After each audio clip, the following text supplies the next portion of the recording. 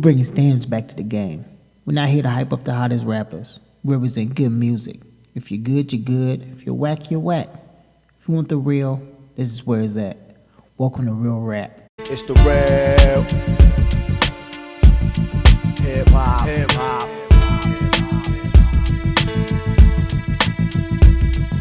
The real hip hop.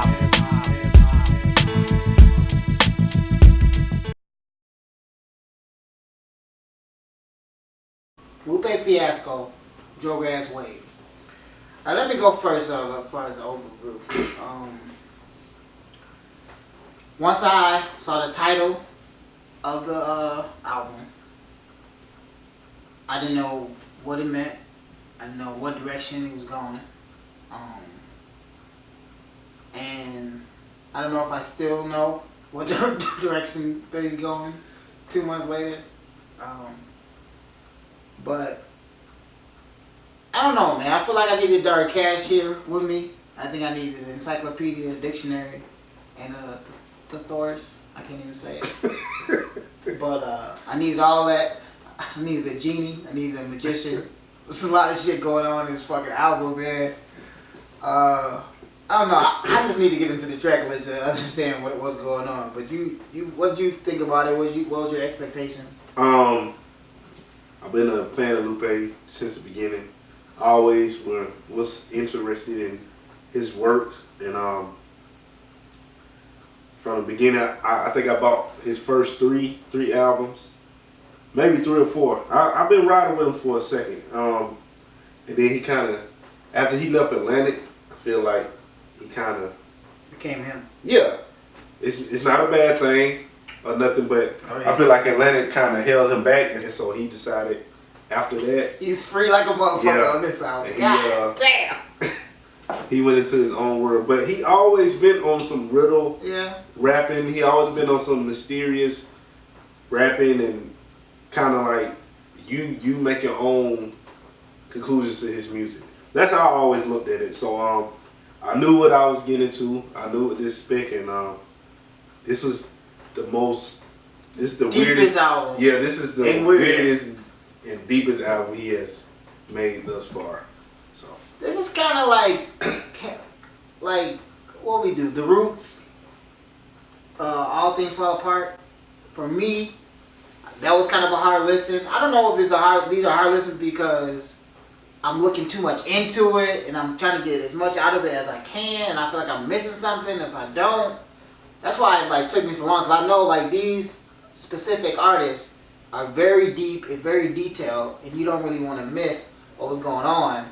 So maybe I overthink it. I don't know, but it was just a lot going on. Yeah, it is. This one's gonna be interesting. So let's get into the track list. First track, In the Event of Typhoon. I liked it. It was a nice intro to the album. It was deep. The intro are the words to a poem. The intro, it's the words to a poem by the painting from J.M.W. Turner called Slave Ship. And it's about a group of slaves on a slave ship on the way to Africa, to the West Indies. And they are thrown off the ship, off the boat. But they didn't die. They stayed alive and they live under the sea, and they're dedicated their lives to sinking slave ships that come past them. So they become super underwater force against slavery. They set the tone of the whole album. Now I gotta focus. Now I know where he's going. I know what he's gonna talk about on his old album. Or did I? And your boy, Dark Cash, where are you when I need you, bro? Been calling you the last couple times, man. You're not picking up, bro. I really need you on this album, man. What's that mean? What's that mean? Oh, okay.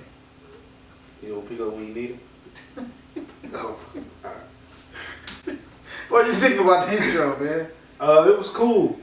I liked it. Like you said, it was deep. I didn't know what it meant, honestly. Like you said, but just what he was saying, though, it was pretty deep. So I liked it. Alright, so now we know it's about slaves fell off the ship. Now they're in the water and they're trying to attack the ships that are coming to get to make the slaves trade or whatever. This is the focus. It's slavery. So then the first track is Drogas, which is part of the title of the album. And first of all, I like to say Brown Pride, but I don't know what the fuck this song had to do. We just said we were talking about fucking slavery, and they spoke Spanish and rapped Spanish the whole fucking song. So I don't know the connection, bro. This is where the ship for real started sinking, because I don't know what the fuck is going on, man. This is what he do, man. It didn't make no sense to me, bro. What was he talking about, though? Okay. I knew he was going to try to test me. It's Brown Pride. So I reached out to some of my my Latino brothers and had them decipher what she was saying. First of all, I reached out to my guy from the town, Oaktown that is. My guy Ramon. What up, man? Speak Spanish? He's Mexican, bro. I didn't know. He didn't know you? My bad, Ramon. His name's Ramon, bro. Huh? Ramon. That's a Spanish name. Hispanic. My bad. I said my bad. Oh, damn, bro. Yeah, he speaks Spanish. He like, shout out to you, you bro. know damn rude. Who? Could be dancing? For you too. No, I You don't don't know what you're talking about. That's who you look like? No. I don't know, bro. I don't know what he's talking about, man. Shout out to my guy, Ramon. First of all, when I first sent him like the lyrics to the song, first of all he said it wasn't making any sense. And then he said she was saying she was giving Latinos a shout out, Brown Pride, like we do all day on our real rap. And then she says wishing love, prosperity, and money. And look no more. Here's my new friend Lupe. Got good songs for you. Let's go. Drugs. So, Drogas. Let's go drugs? That's what Drogas means. That means drugs. So, we know the first word is drugs. Drug wave. Drug wave.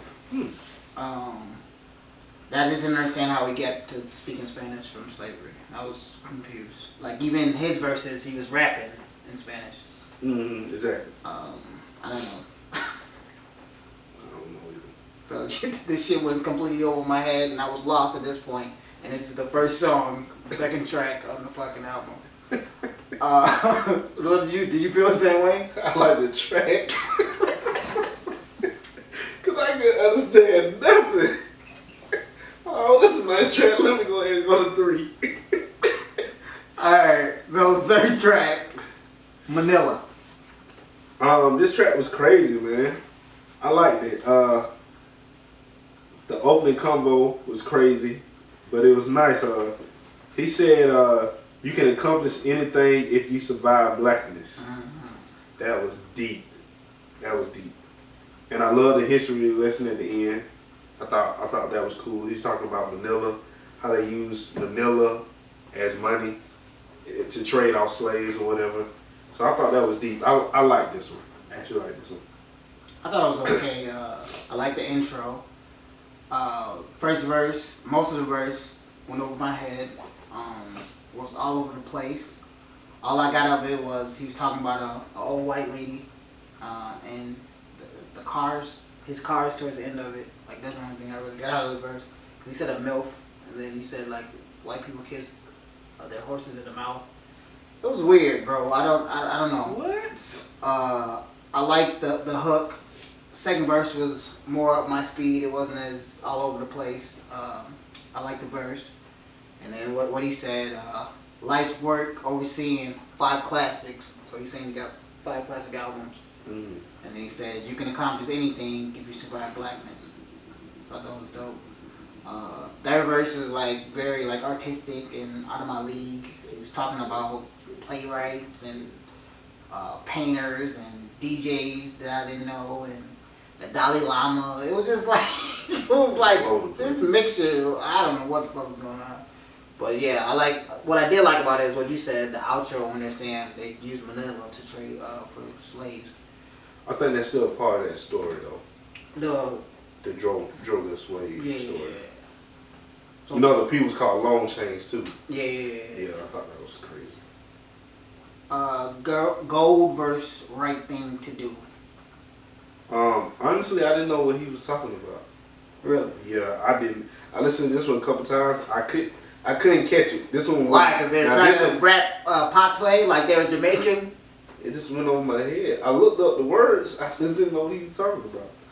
But it sounded good. Yeah, it sounded good. It did. So that's it. It sounded good as hell. I liked it. Like you said, and then like it was Lupe on the whole thing. Yep. But the first verse didn't really sound like him too much. But I was like looking to see a feature here, like who wrote the song. It didn't really sound like it to me, but it was no feature. It was just him. I don't know what the fuck he was saying, but like you said, it sounded good. Like the flow. Of course, I reached out to some more of my guys, my Jamaican brothers, and they said the same thing. Ramon said he's not making any sense. He was just saying a whole bunch of stuff. And then he said they thought they was like he's using patois, but he sounded like he's from Britain, like he wasn't really from Jamaica. Even though it's a few of them. It was Lupe, he's from Chicago, but I'm saying it's a few Jamaicans from London though. Yeah, but he said that the dialect is different. Like you can tell that they're not really from Jamaica. I like the beat too. I like the pre-hook and the hook, but didn't understand them again. But the second verse, like towards the end, he started rapping like regular. I like that. The second half of it, he's talking about the slaves attacking, capturing the ship, choking the crew, and pulling them down. And like the slaves thought they were dying when they were coming down, but when he said breathe, then they start breathing, and that's how they become like part of the sea or whatever. Alright, well that was a good transition to the interlude, which is called Slave Ship. It was cool. It was a violin playing for like 3 minutes and 31 seconds. I know it meant something, so then I had to do my little research. What it is representing the slave ships that Africans were sent on to go to the United States back in the 17th and 18th centuries. I'm going to be honest, this is out of my league.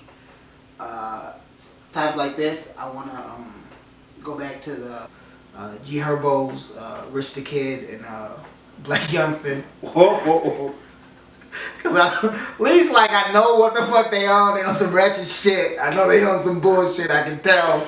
I don't know what the fuck this violin really meant. I want to like listen to the albums. I don't want to go back to school or college like just to see what the fuck he's saying and still not know what he's saying. Like, bro, you played the violins for 3 minutes and 31 seconds, bro. It sounded good, but who would really know what the fuck does that mean? Like, I don't know, man. He tried to put you into his world, into that world. No, I feel like I'm in Get Out. Like, I'm not gonna get out of the fucking world, bro. Like, somebody's hitting the fucking tea, like the coffee cup or something. Man. What do you think about it? I just put violence. I don't know, man. I said it was creepy. Then next song is Wave Files.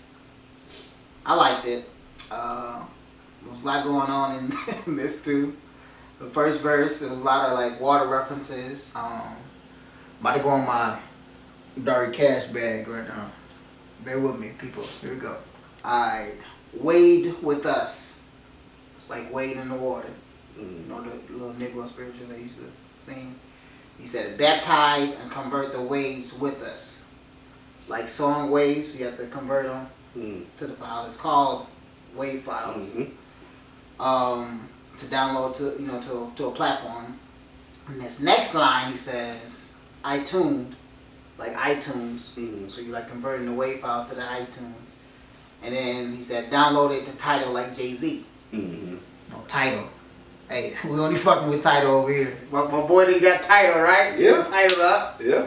Hey, as long as Jay-Z got Tidal, that's the only platform we fucking with.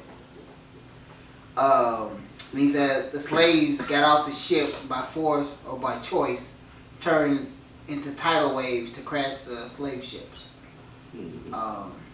And that's how you know Jay-Z is a fucking genius, bro. He named Tidal after the slaves that was off the ship. Yeah, that's crazy. I don't know if that is. But we're gonna give it to you, ho. Fucking with the goat, man. I don't know if that really is. He said he got off that shit. That's how I got in my dirty cash bag. I just went in a whole fucking direction. That's probably not even true. I like how he ended the verse. He said, "Get back on our nation, oh Lord." So we walking back to Africa, and I found a detour to the seashore. Just jumped off the deck to leave footprints on the depths of the seafloor. Shit. That's why they got off the boat. So they can jump in the water and make imprints on the seafloor and go back to Africa. I thought that was tight. Like the hook. He said, "My bones are the reason why the beach is white." I was like, yeah. Wow. I wrote that one down too. So what happened crazy. is, and then like he said, they bleached. So what happened is, a lot of slaves were getting washed up to shore, and they were dying. Their bones was decaying into the beach. So then they bleach the beach, and that's why the sand is white. It's like, wow, didn't know that. Second verse, he said, "Sea salty, cause they cried with us when we looked in their eye." Like that's why the water in the ocean is salty, because they're crying for the slaves as they went by. That was deep. And then he showed Poseidon apologized and let the slaves live with them in the water.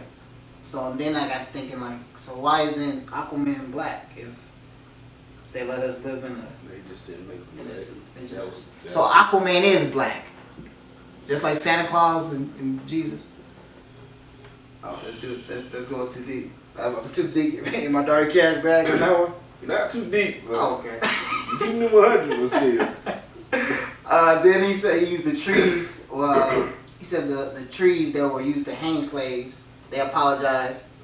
They apologized to the slaves too. And then they made matches and axes to destroy the trees because they felt bad. The third verse, he named all the slave ships. Yeah, that was crazy. I was like, crazy. Wow.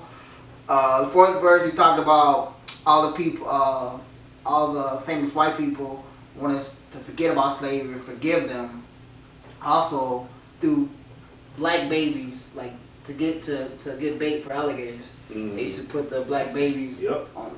I was like, oh my! I heard about that before. They was doing that. I heard about that before. 1900s.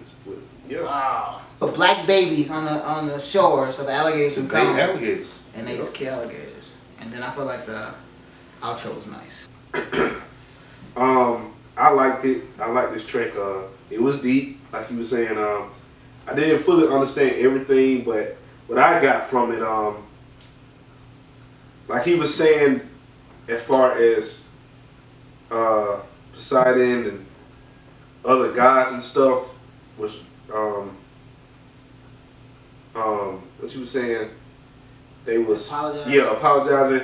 And what I got from it was a certain part in the song. I think it was the third verse, and it seemed as though the dead slaves that was rising, that had risen and were rising, they was questioning the stars in the song, which were the gods, and then Poseidon. They was questioning them, asking them pretty much, why did they let this stuff happen from the beginning? Why they let things happen the way it did in during that time? And that's when I said they were apologizing as well, and that's when they started doing the stuff. And then the bone thing, I wrote that down. I thought that was deep, but I liked it. Down. This sounded like a song dedicated to the slaves that were left. This is what I got from it. I like the track. He had a lot of deep metaphors and thoughts on life on the bottom of the sea. This is like his song for the long change. That's what they call it. The slave people that lived underwater. They were called long slaves. Chain. Yeah, long chains. And I think that's pretty much what this song was about. Then he was talking about Katrina. I thought that was deep. Like he was just talking about different stuff as far as the water, the sea, and like I said, he brought up Katrina. So I liked it. I liked the hook. Nikki Jean. But come on, man.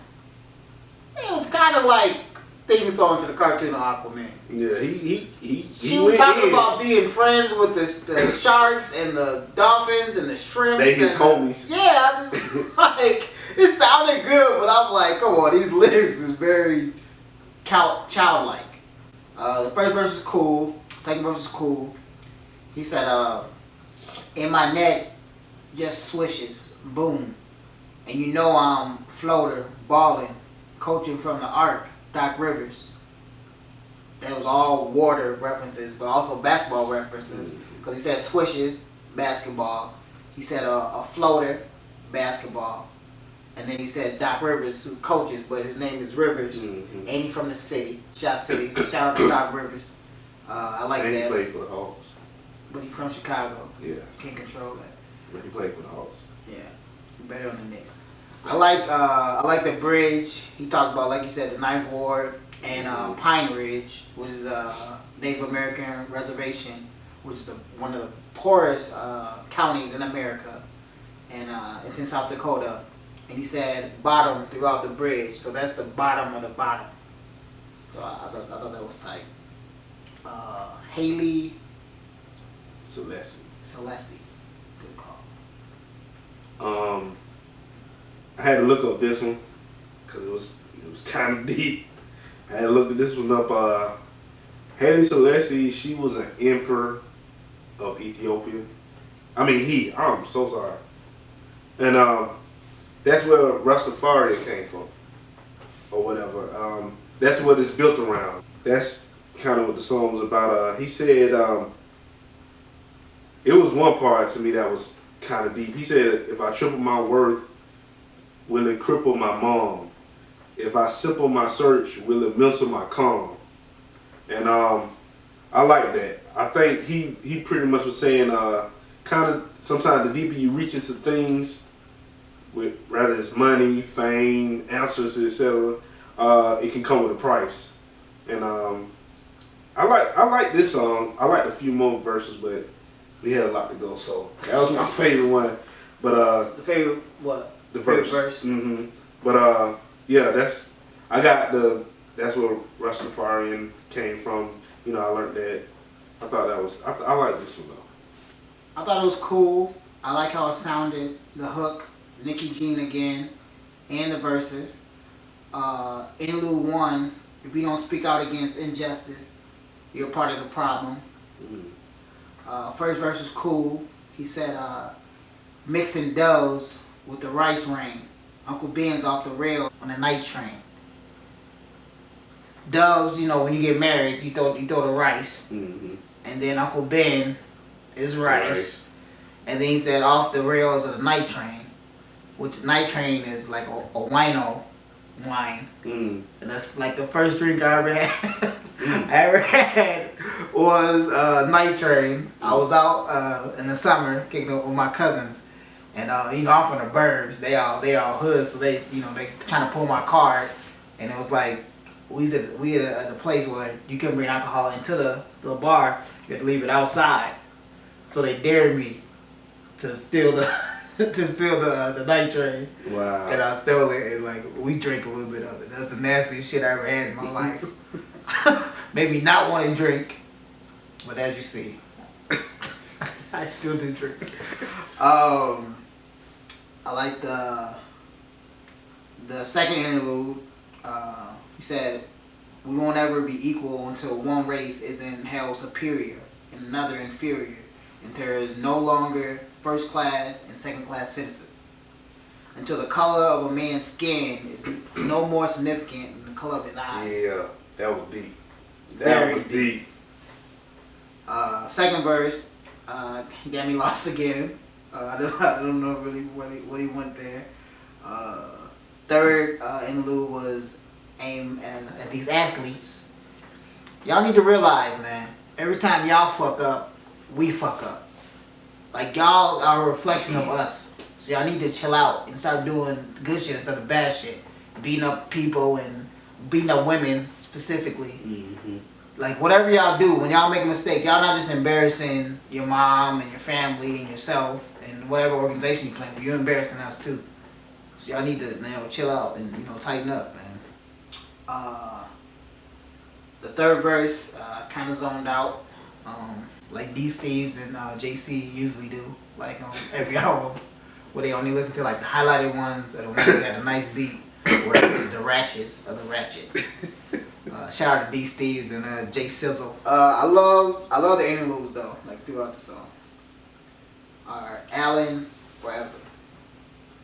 I like this one. This one was kind of deep. It was about Alan Kurdi. It was a 3-year-old who drowned with his mom and his brother. I think it was his brother, his mom and his brother. They was trying to flee Turkey and go into Europe, well, another part of Europe. And I remember this when it happened a couple years ago. I remember seeing the picture. You ever seen? Yeah. Well, I seen it after. But you didn't see it back then. I knew the when I looked it up. I remember Alan Kurdi. I remembered that name, and if y'all haven't read the story, y'all don't know it. Look it up. It's sad, man. But what he did, he twisted the story though. He twisted it as if they made it out, and Alan Kurdi grew up, and what he did was he drowned, but he made him an Olympic swimmer. So I thought that was dope. As a grown up, if he would have lived, Lupe made him into an Olympic swimmer on the Canadian Olympic team. That was cool, but it was still sad. Yeah, I liked it. After I heard this song, because I'm still thinking about like slaves, like that's what I thought we were on. So after I heard this song, I said, fuck it, I'm not even going to look at none of the lyrics or none of that shit. I'm just going to listen to the song and see if I like the song or not. Because this shit was getting ridiculous. I don't know where you going, bro. I thought it was slavery. Like, that's what I thought we were on this whole time. Then I'm like, it has to mean something. So let me look deeper into it. I feel like Crystal Torres was nice on the hook. Mm-hmm.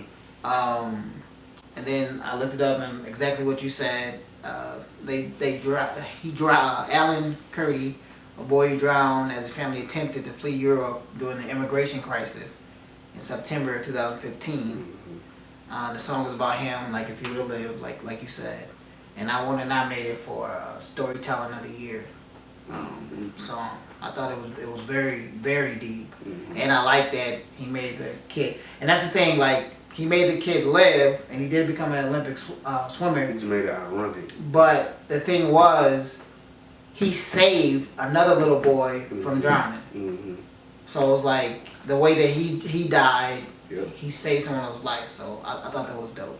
All those world records he broke, that's why his nickname is the lifeguard, and my God is he dope. Michael Phelps cannot believe it, even though he is his